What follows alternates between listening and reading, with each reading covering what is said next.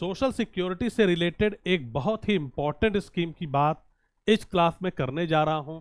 ये स्कीम आपके जो एग्ज़ाम है यूपीएससी, एपीएफसी या ईओएओ के लिए बहुत ही ज़रूरी हो सकती है। जी हाँ, बहुत ही ज़रूरी। टोटल 2 स्कीम्स हैं। एक स्कीम आपके आज आपके साथ डिस्कस करूंगा और अगली फिर फर्दर वीडियोस में। वैसे बात करते हैं जब हम सोशल सिक्योरिटीज़ की, तो सोशल सिक्योरिटीज़ को अगर आप देखेंगे तो ये कंकरेंट लिस्ट में फॉल करती है।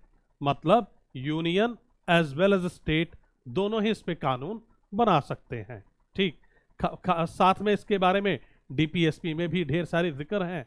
तो वो सारा जो कॉन्स्टिट्यूशनल प्रोविज़न है उसको हम फर्दर वीडियोस में अलग अलग देखते रहेंगे। लेकिन आज की वीडियो में मैं आपसे बात करने वाला हूँ एक बड़ी इंपॉर्टेंट स्कीम, प्रधानमंत्री श्रम योगी मानधन योजना के बारे में।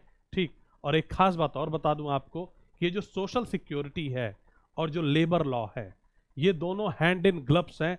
मतलब एक साथ ही इन टोटलिटी ही हमें पढ़ना है। ऐसा नहीं कि आपने एक को अलग कर दिया और दूसरे को अलग करके पढ़ रहे हैं तो बात नहीं बनेगी। क्योंकि जो सोशल सिक्योरिटीज़ का एंगल है वो बेसिकली लेबर लॉ जो बनाया गया वो उसी को इम्प्लीमेंट करने के लिए, एनफोर्स करने के लिए, मतलब एक बहुत बड़ा काम जो लेबर लॉ के प्रोविजंस है उनका ये है कि एम्प्लॉयज़ के हित की रक्षा करना unorganised as well as organised. Special emphasis है अनऑर्गेनाइज्ड लेबर्स पे, क्योंकि उनके हितों का ध्यान रखना बहुत मतलब मुश्किल है। उनके पास एनपीएस की सुविधाएं नहीं होती हैं, उनके पास पीएफ की सुविधाएं होती हैं, कहीं कहीं बहुत कम होती हैं। ठीक, तो वहाँ पे मतलब उनके लिए सोशल सिक्योरिटीज़ का एंगल जो है बड़ा इंपॉर्टेंट हो जाता है। कैसे ध्यान रखा जाए, कितने एम्प्लॉयज़ हैं फैक्ट्री में, क्या प्रोविजंस हैं लॉस के, वो फुलफिल कर रहे हैं एम्प्लॉयर की नहीं, जिससे कि सोशल सिक्योरिटी को हम प्रमोट कर सकें, लोगों को एक बेहतर जीवन दे सकें, स्पेशली उनको जो कि बहुत ही लेस स्किल्ड है, अनऑर्गेनाइज सेक्टर में काम करते हैं।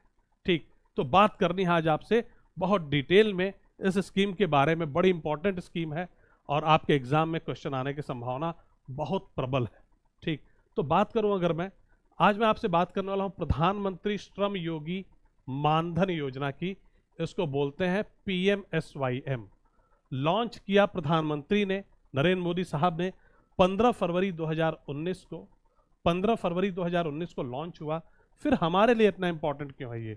एक तो सोशल सिक्योरिटी का स्कीम है, क्या इसलिए इंपॉर्टेंट है? जी हाँ, वो एक कारण है।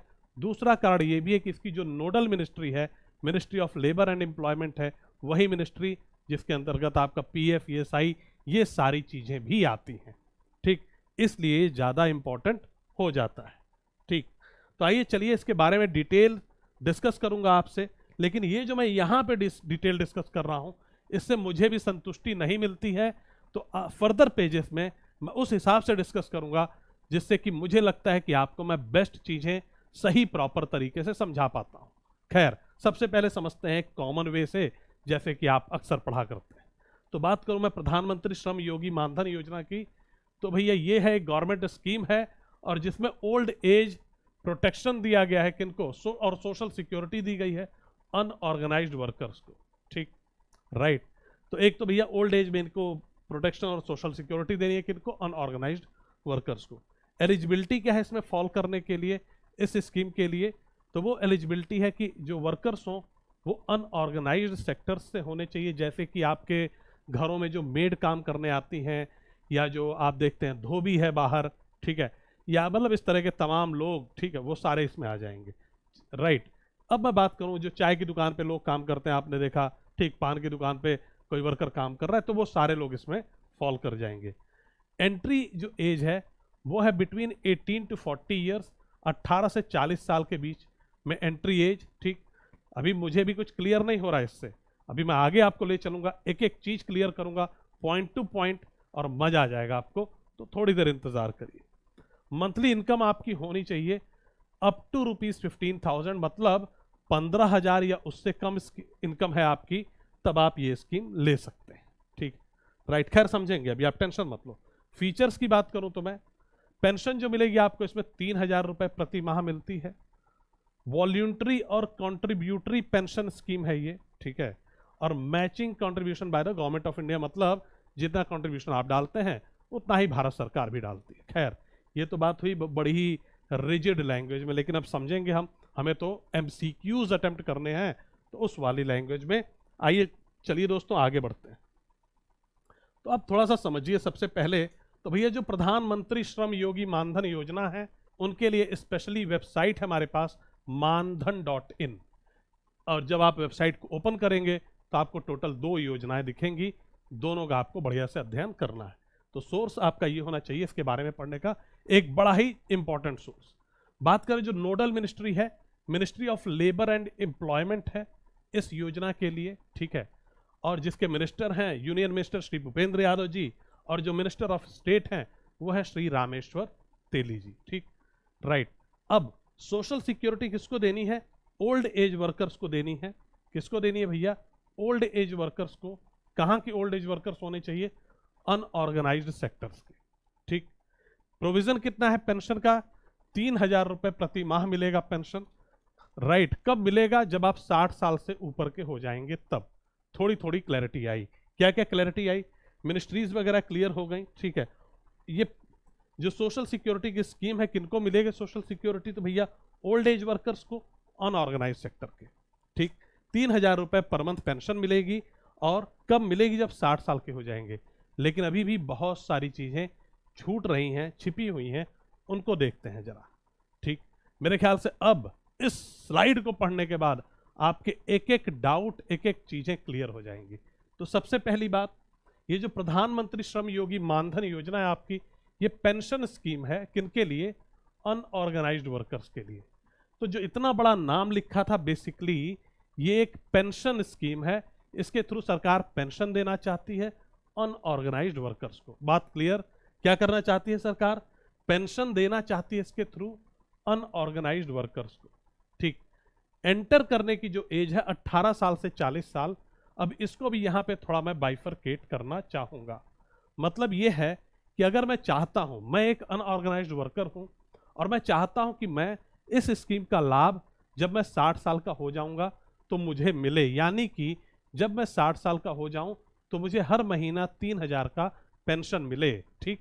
तो उसके लिए जब मैं 18 और 40 साल के बीच में हूं तभी मुझे इसके लिए, मतलब इसमें शामिल हो जाना है इस स्कीम के लिए, ठीक, राइट। इसमें अपना कंट्रीब्यूशन देने लगना है, ठीक। तो एज होनी चाहिए आपकी 18 से 40 साल के बीच में। और अगर आप 18 साल के हैं तो आपका कंट्रीब्यूशन अलग होगा। जैसे आप 50 रुपये हर महीना दे रहे होंगे सरकार को, और सरकार अपने साइड से भी 50 रुपया डाल रही होगी स्कीम में, ठीक। अगर आपकी एज मान लीजिए 19 साल या 20 साल है तो उसी तरह से अलग अलग अलग अलग अलग रेट्स हैं। इस पूरे रेट की लिस्ट जो है आपको वो सरकार की वेबसाइट पे मिल जाएगी।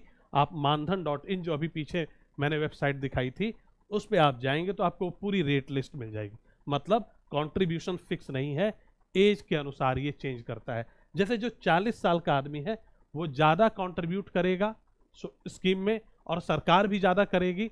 और जब वो 60 साल तक वो लगातार कंट्रीब्यूट करता रहेगा, और जब वो 60 साल का हो जाएगा तो उसे हर महीने 3,000 रुपये पेंशन मिलेंगे। बात क्लियर? तो मंथली इनकम टोटल कितनी होनी चाहिए? 15,000 आपकी इनकम हो या इससे कम हो। मंथली इनकम दोस्तों आपकी 15,000 या इससे कम होनी चाहिए, ठीक। अच्छा, और आगे बात करते हैं। अगर आप ये स्कीम लेना चाहते हैं, जैसे मैं सोचूं कि मैं ले लूं तो नहीं ले सकता। रीजन ये है दोस्तों कि मैं इनकम टैक्स रिटर्न भरता हूं, ठीक। तो वो कारण इसमें यहाँ पे मेंशन नहीं है, लेकिन जो अभी ऑफिशियल वेबसाइट आप देखेंगे, जो डिटेल्स आप पूरी कलेक्ट करेंगे तो वहाँ पता चलेगा कि कौन कौन लोग इस स्कीम को अप्लाई नहीं, स्कीम में पार्टिसिपेट नहीं कर सकते हैं। ये वो लोग हैं जो कोई दूसरी सोशल सिक्योरिटी की स्कीम में ऑलरेडी एनरोल्ड हैं। जैसे कि आप already social security scheme NPS में हैं, नेशनल पेंशन राइट स्कीम, आप ऑलरेडी सोशल सिक्योरिटी स्कीम में हैं, एनपीएस में है, नेशनल पेंशन स्कीम में, तो आपको ये सुविधा नहीं मिलेगी। आपका ईएसआईसी कार्ड बना हुआ है, अगर आपका ईएसआईसी कार्ड बना हुआ है तब भी आपको ये सुविधा नहीं मिलेगी। ऑलरेडी आपको ईएसआई ढेर सारी सुविधाएं दे रही है। अगर आपका पीएफ कट रहा है, अगर आपका पीएफ कट रहा है तो भी आप इस स्कीम में पार्टिसिपेट नहीं कर सकते हैं। मतलब ये उनके लिए है भैया जो गरीब, मतलब पुअरेस्ट ऑफ द पुअर, समझ रहे आप। अनऑर्गेनाइज्ड में भी कौन? पुअरेस्ट ऑफ द पुअर के लिए, ठीक। जिनके पास किसी दूसरे तरह की social security statutory, specially obviously सरकारी सोशल सिक्योरिटी स्कीम का लाभ नहीं उठा रहे हैं, ये उनके लिए है। ये बात आपको समझनी पड़ेगी। अच्छा, अगर कोई एनरोल करना चाहता है, इस स्कीम में पार्टिसिपेट करना चाहता है, तो उसका क्या तरीका है? तो उसके लिए कुछ डॉक्यूमेंट्स चाहिए होंगे दोस्तों। आधार कार्ड, सेविंग पासबुक, ठीक है, और एक सेल्फ सर्टिफाइड फॉर्म। ये जो सेल्फ सर्टिफाइड फॉर्म है, ये स्पेशली आप अपनी एज को सर्टिफाई करते हैं, जी मैं इतने साल का हूँ।